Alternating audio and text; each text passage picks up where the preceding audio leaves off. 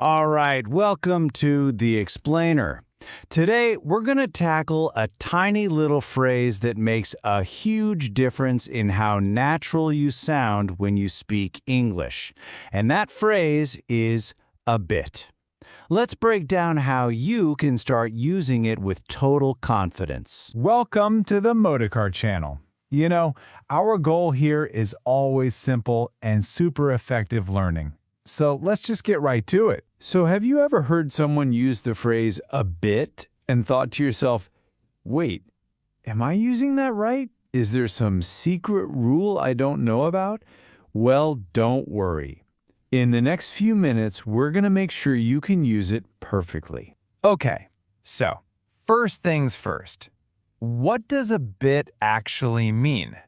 Let's get to the bottom of it. If you're thinking in Indonesian, it translates really nicely to sedikit or agak.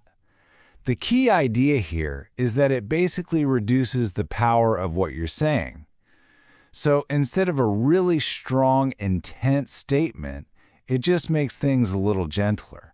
You can almost think of it as a softener for your words, which is exactly why it's so incredibly useful in polite, everyday chats. Okay, so knowing the meaning, that's half the battle.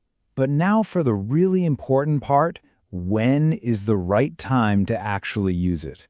Because trust me, with this little phrase, context is absolutely everything. The rules here are really simple, but they're also crucial.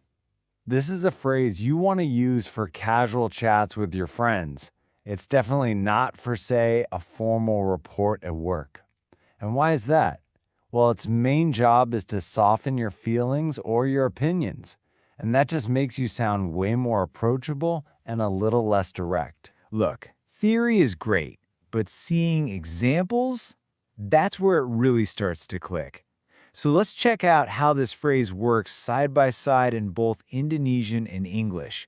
You'll see exactly what I'm talking about. Here's a perfect case. In Indonesian, you might say, "Saya agak lelah hari ini." The most natural, direct English translation for that is, "I'm a bit tired today." See how that sounds?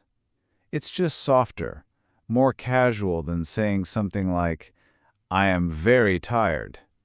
It expresses the feeling without being overly dramatic. Let's look at another one, this time for giving an opinion. Film itu sedikit membosankan.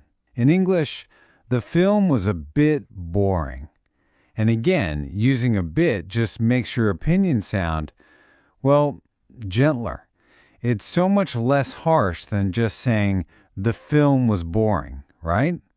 This makes it a really polite way to be honest in a casual situation. So, after all that, what is the single most important thing you need to remember? Let's just boil it all down to one key takeaway for you. Here it is. Using a bit is a super powerful tool to make your conversational English sound more natural and way less stiff. It's such a small change, but it really shows that you're comfortable with the flow of how people actually talk. This is how you add that extra touch of fluency. So now that you know how it works, I have a question for you. How are you going to use a bit in a conversation today? Think about it. Maybe you're feeling a bit hungry, or maybe the weather outside is a bit chilly. Putting it into practice is honestly the best way to make it stick. And that's all for this quick explainer.